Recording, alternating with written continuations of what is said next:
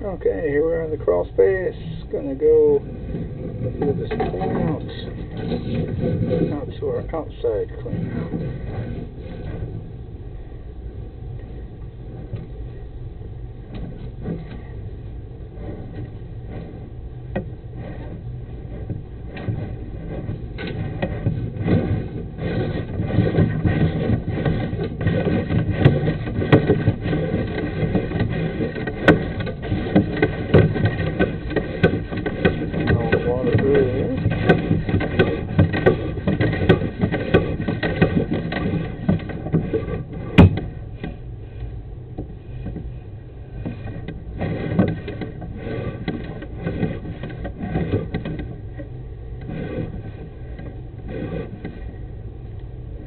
That's where we dropped down into the community main, and then we ran it from there out to the street, so it looks pretty good.